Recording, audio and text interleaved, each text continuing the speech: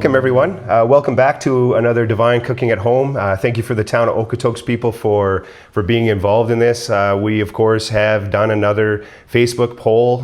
Really exciting that the banh mi was the winner this time. So that was really cool. So thank you everybody who voted and was a part of that. And yeah, we're gonna hopefully continue to do these through the town of Okotoks, the live streaming. I think they've worked out really well, and we've had a pretty good number of people attending, so that's exciting. Exciting for me and exciting for everybody. Yeah, so on with today's topic. We're gonna put together, this is a banh mi. So if you're not familiar with banh mi, it is a Vietnamese sub. Actually, banh mi means bread in Vietnamese. And this is one of my favorite snacks or favorite meals to grab on the run. Super efficient, and at the same time relatively healthy and kind of light. So and packed full of flavor. So that's what I really like about it. So this one, of course, is not something that you would see in any of the restaurants or spots that are serving banh mi. This is kind of my version of it, so a Darren version of the banh mi. And so we're actually going to build it with lemongrass pork. We're going to make a skewer with lemongrass pork, and away we go. Again, just super flavorful, packed full of flavor, and lots of light, fresh flavors as well. So the very first thing that we're going to do is we're going to make a quick pickle, and this is something that you can keep in the fridge for probably a week at a time. It's not something that you can store in the cupboard. It has to be kept in the fridge, but it has a really nice kind of vibrance to it as well, and super easy to make. This goes together in a matter of seconds, and you'll see right now. Today we're going to use carrots, and we're going to use radishes. I looked for daikon. Daikon is a type of radish, an Asian radish. Couldn't find it, but again, that's what we're just going to roll with it. A regular radish works just fine, and I really like the color of a regular radish. It adds a really nice kind of vibrant red to it. So we're going to get our marinade going on first of all here. So we have just some vinegar. We're using white vinegar today, but you can certainly use an apple cider vinegar or rice wine vinegar. Any vinegar you have pretty much will work. I wouldn't go with a balsamic vinegar or a regular balsamic just because of the color. You want it to be kind of the bright colors. So a little bit of vinegar. To that we are going to add a little bit of sugar. So it's a sweeter pickle, and these pickled vegetables end up adding such a beautiful kind of zip to the sandwich. Give it a real kind of like acidic hit. So then we're going to hit it with a little bit of salt to balance that sugar that we put in there. Then I'm going to add a little bit of water just to help that dissolve and to make it so it's not quite as quite as acidic. All right, so that's the basis of our quick little marinade for that. And then we're going to take our radishes, and I have a Asian mandolin here, so we can slice them nice and thin. And that ends up, if you've ever seen a radish done on a mandolin, it's a thing of beauty, believe it or not. I do it so it's not quite paper thin, but almost paper thin, just with a little bit of toothiness to it, a little bit of crunch. So you have to set your mandolin. You can certainly use a knife for this. Not a big deal at all. I just like the uniformity that we get from this type of thing. So we're just going to zip it on the mandolin once we get that set. And you can pickle any vegetable for that matter. So many vegetables, when they're raw like this, pickle really nice. You're looking for things that are going to have a nice crunch to them. And there you go. You can see what we got going on here. Now you got to be careful with the mandolin, of course, because they're not overly forgiving. It did, of course, come with a safety guard, but I'm not one for safety guards apparently. All right, so we'll set that off to the side, and I'll just give you a little close-up. You can kind of see what we have there for our radishes. So we're going to get that into the marinade. And then our carrots that we're going to use, these are like an organic carrot, so I've given them a wash. I'm not going to peel them. I always go with an organic local carrot if you can get it, and that way give it a wash. You don't have to peel it.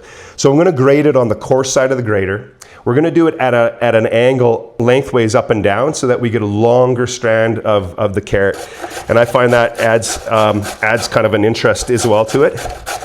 So just a little grate. And we're going to add this to the same marinade. They're going to marinate together. All right, so we set that off, and then we're going to take our carrots Add them to that marinade. This is something, again, if you're gonna make this banh mi at home or a sandwich, any time you wanna make these pickles, you can make them at least the day ahead of time. It's nice to have a bit of time for them to marinate in the fridge. So you wanna just make sure you get everything submersed. That's the main thing, is that all the vegetables are underneath.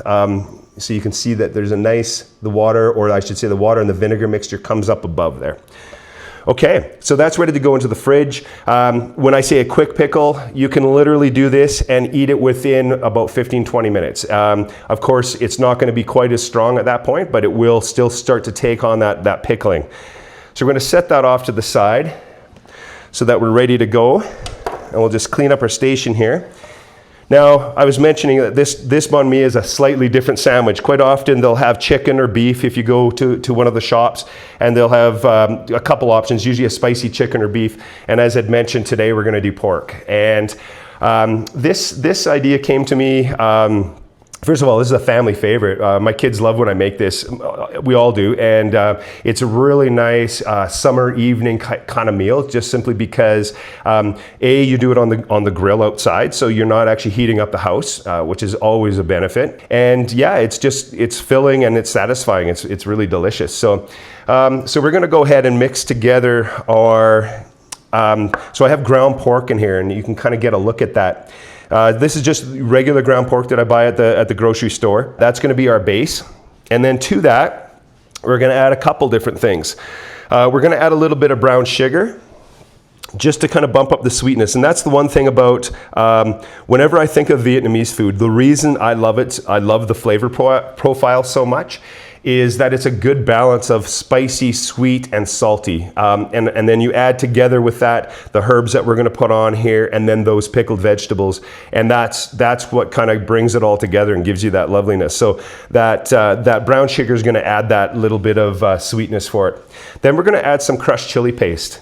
Most of you will, you'll see this in the grocery store. It's gonna be beside the sriracha. Most of you know about sriracha because I think it's the most common, popular condiment in the whole world now. But we're gonna add a little bit of crushed chili paste. I'm not gonna add a ton of it. However, I want there to be a little bit of heat in here. I'm not talking about knock your taste buds off heat, but I'm talking about it has to have some interest to it. Again, we're not gonna eat just this pork skewer on its own. It's gonna be in the sandwich with all the other ingredients. So don't be shy with this. All right, so we'll add our chili paste. Then we're gonna add some fish sauce. Fish sauce is gonna actually give us that umami flavor that we want. We also are gonna add a little bit of salt, but the fish sauce is gonna give us that good punch of saltiness. It's also got a real pungentness, and it's one of those ingredients that quite often people, sometimes they shy away from, but it is certainly not something that you can't really substitute something for fish sauce. It is just what it is. And when it's mixed properly with something, you don't actually get a strong flavor. It just kind of gives you this beautiful salty umami flavor. So in goes the fish sauce. Then we're going to hit it with just a little bit more salt, just to bump up that salt flavor. And with a little bit of black pepper, ground black pepper. And then the next ingredient that's going in there, I find this really gives it more of my kind of like what I think of when I think of Vietnamese. This ingredient isn't always in something like this. It's quite often in the broth for like a pho. But I like to add it to this, and that's star anise. So I'll give you a little, you can see this close up. They're actually little pods that are in the shape of a star, and they have a wonderful licoricey smell to them. Very aromatic, obviously. So we're gonna put those in the mortar pestle, and we're gonna crush it up, of course. You wanna bang this up to a powder, to a fairly fine powder. You certainly don't wanna leave any chunks, because this is something that you'll end up biting into. So you need to make sure that this is well crushed. Again, this is going to add that really kind of, it has a warmth to it. Star anise goes well with like cinnamon and that type of thing. It goes along those lines. So it makes it really, has another unique kind of flavor profile in there as well. Okay. So we're going to add that to the meat mixture.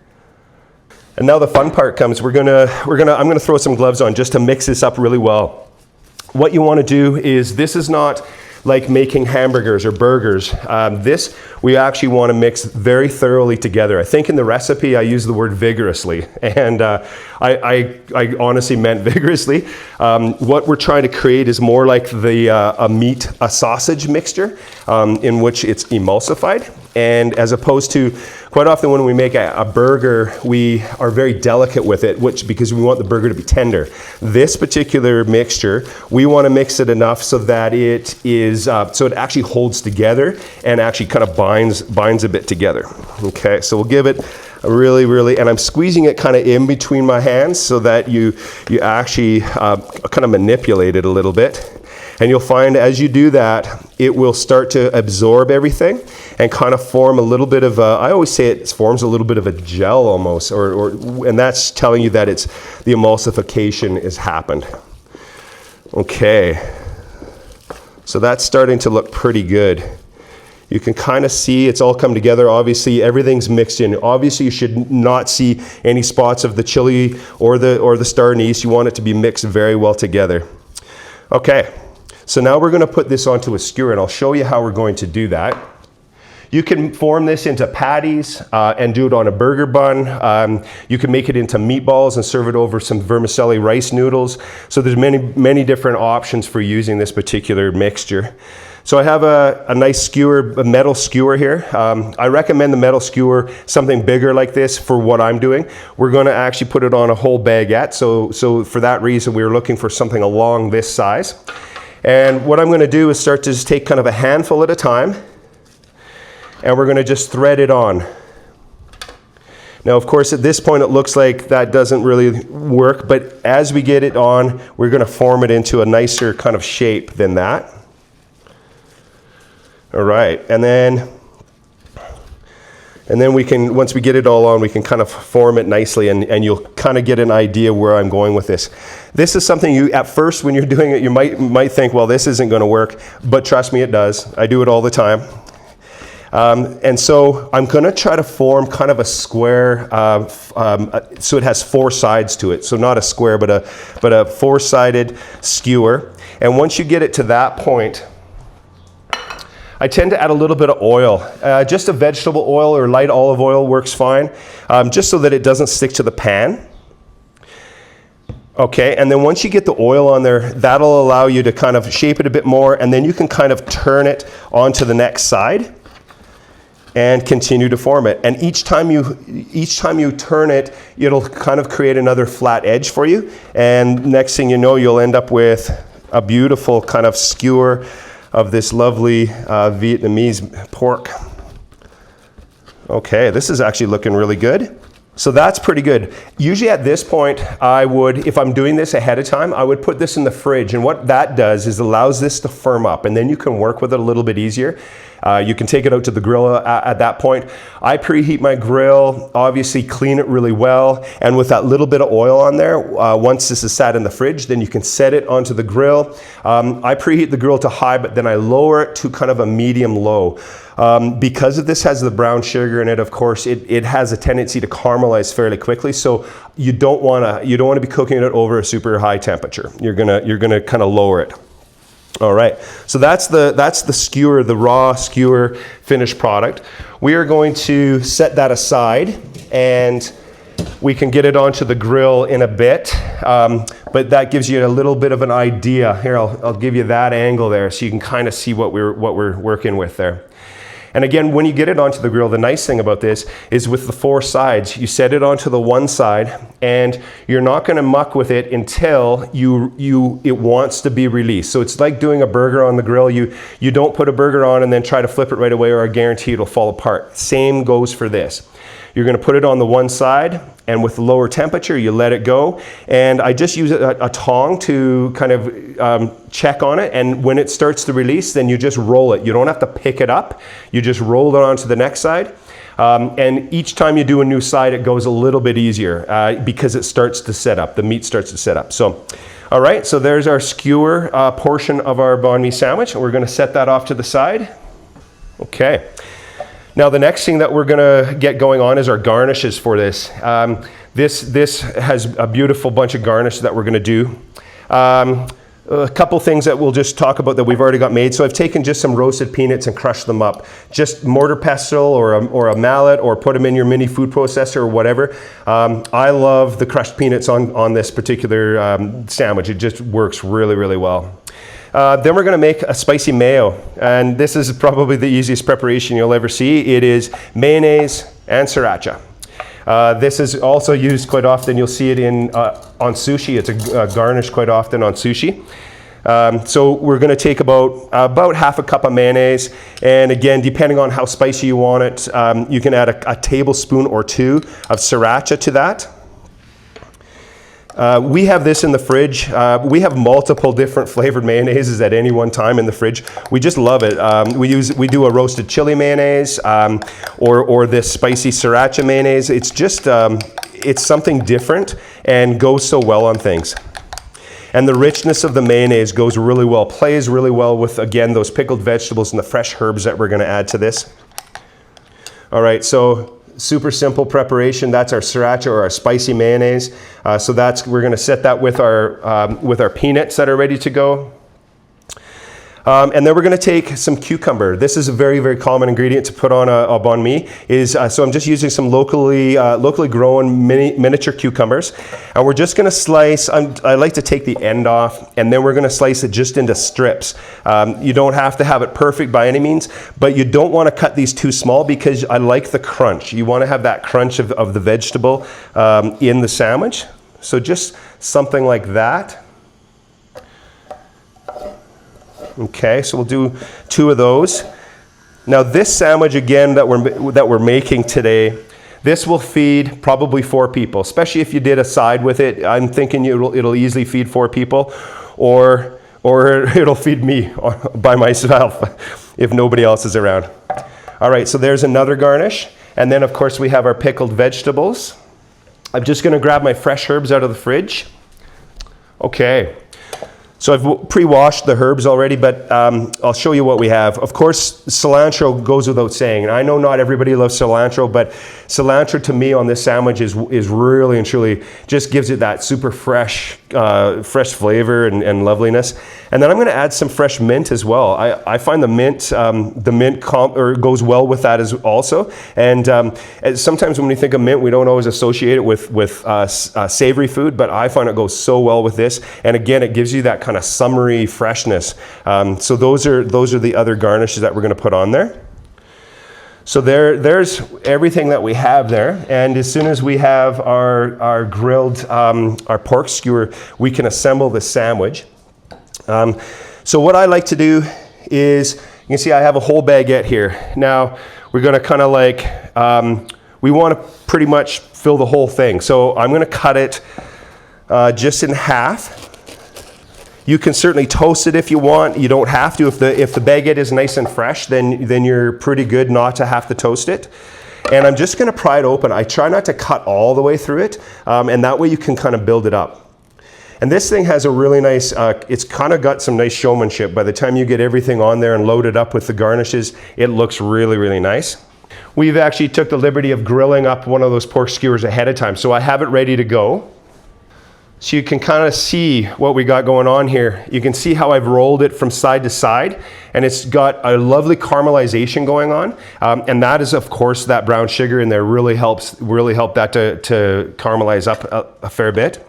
So what we're going to do is we'll set this here. And this works really well because you can literally just take that whole skewer and set it right on the sandwich, right on top of the baguette. And then you can kind of just grab it and pull out the skewer. So it just comes right out.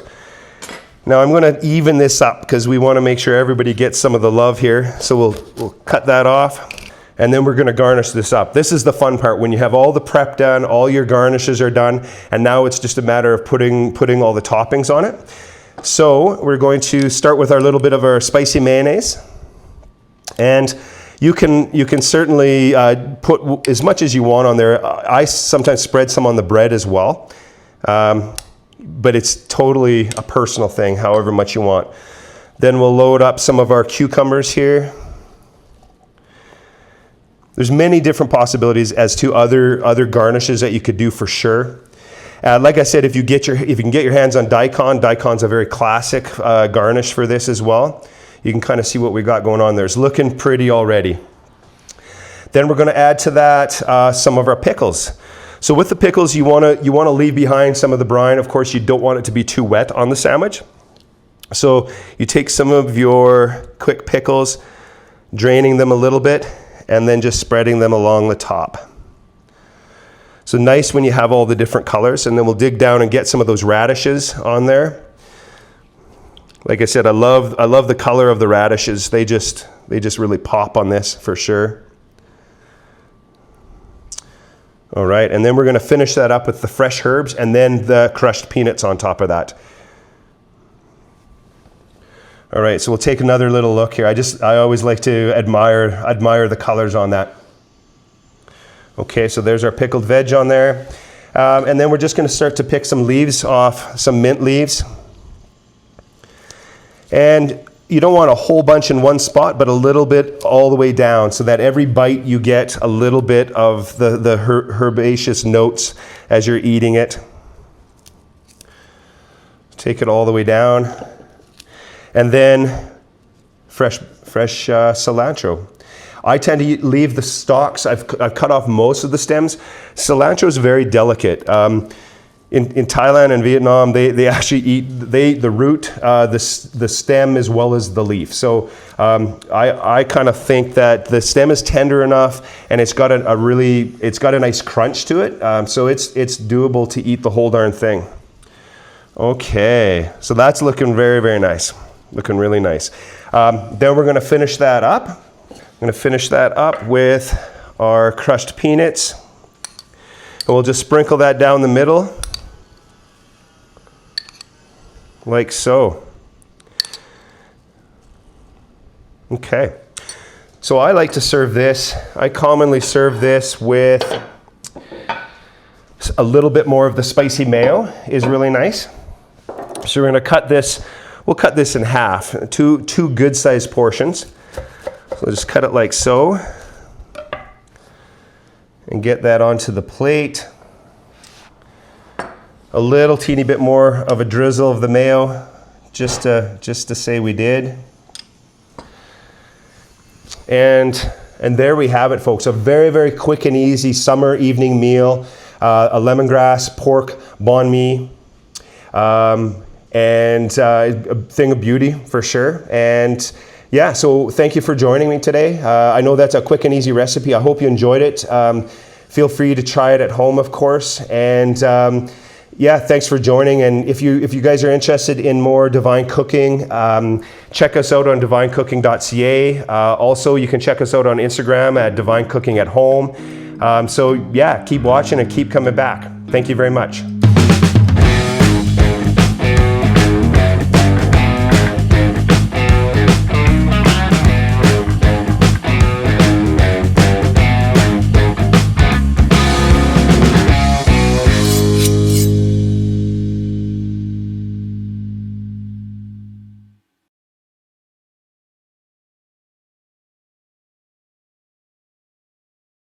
All right, little addition to our banh mi sandwich, guys. I've been calling it the lemongrass pork banh mi sandwich, and funny enough, I forgot the lemongrass. So just to give you a little heads up on how that would go into the meat mixture, is really straightforward.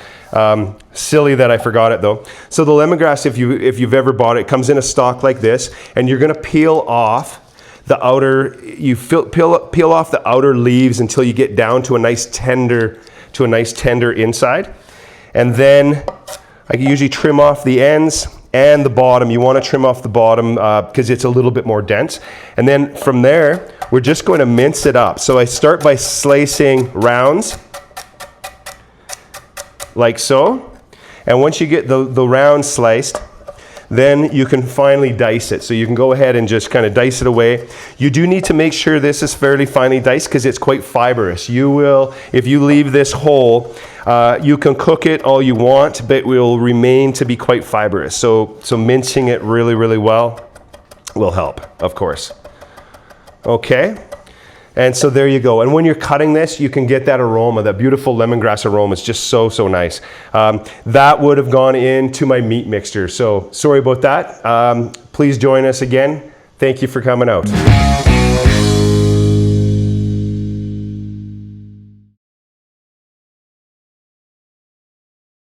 Chef Daisy, where are you?